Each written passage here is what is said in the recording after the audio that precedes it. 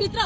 एउटा ताली बजाकै भरमा 4 महिना भित्र छ जेलमा भनेपछि अनि यिनीहरू खै त 6 महिना दुवैजना मोमेन्ट कहाँ गयो त्यही अपराधीहरूलाई जेलबाट निकालेर प्रधानमन्त्री बनाउन तर ब्यासीमा गराउन व्यक्तिवादी चिन्तनमा फस्नु यही त्यो गरेको जेएमजीले गोली खाएको थियो 36 प्लसले 17 जनाले खाएको थियो यो तिनीहरूको अनिष्ट भयो तिनीहरूको मिडियामा देखेर भाइरल चुनावी प्रचार प्रसारमा गएर अहिले केही नलाएर सडकमा आउने लाज छैन खै त हाम्रो माग पुरा भएको चुनाव चाहिएको होइन हेलो भाइ भन्नु ल भाइ भन्नु ल सबै भाइ गर्नु यहाँ फेरि सब भाइ के सोच्नु अब तपाईले के सोच्नु भएको के सोच्नु भएको सब भाइ के छ के सोच्नु भएको तपाईले खै हाम्रो नगरले न्याय पाएको खै नगरले न्याय पाएको खै मलाई चुप राख्नु भनेको तिमीहरू जस्तो हाइज्याकले के खुनको मूल्य मेरो पनि होइन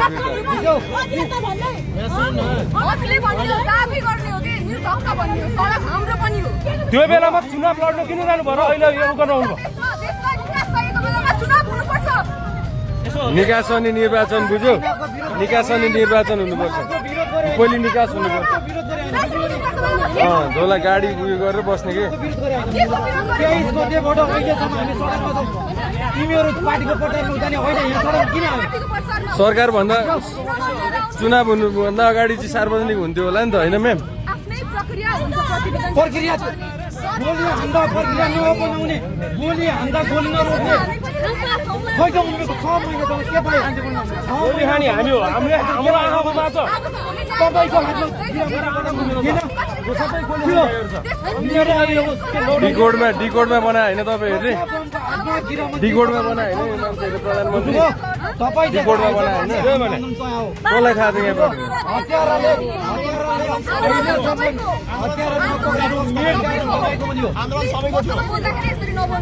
तपाईँको हो र हामी तपाईँको अगाडि हामी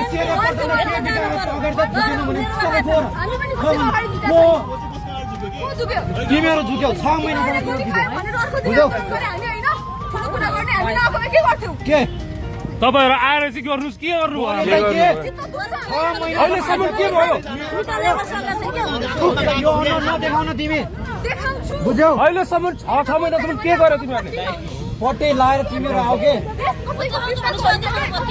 राजाको देश कसैको बिर्ताको होइन राजाको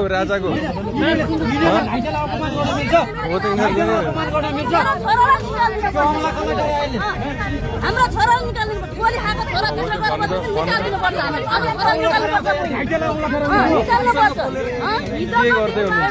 के गर्छ निर्दोष जेलमा गएर भने अपराधी बाहिर हुँदैन नि विचार गर्नु पर्यो भेट्न जानु पर्यो जेलपछि भेट्न जानु पर्यो के छ कसो छ तिनीहरू सब बुझेर तपाईँहरूले आउनुपर्छ पर्दैन पाँच महिना के गल्ती नगरेको 5 महिना थाहा भन्नु त त्यसरी बस्नु पर्ने बाध्यता छ घाइतेलाई औँला ठहराउने को 6-6 वटा गोली खाएर पनि अहिले सडकमा छु हेप्ने किन औँला ठहरा घाइतेलाई औँला ठहरा किन के नगर्ने मेरो खुनले कोही घाइते होइन तिमीहरू हाइजा गरौ सुधार्ने मेरो तिमीहरू हाइजा गरौ बुझ्यौ हेर यसको न्याय कहिले पाउने खुट्टाले हेप्ने घाइतेलाई आउँछ हेप्ने घाइतेले कसैलाई छोड्दैन अब कसैलाई छोड्दैन घाइतेले आँखा छैन यार आँखा हेर्नु आँखा देखाइदेऊ न के सोच्छौ तिमीहरूले 6 महिनासम्म न्याय नदिने हामीलाई तिमीहरू लिडर गलाउने न्याय नदिने गएर समाधान किरा मन्दिर उसलाई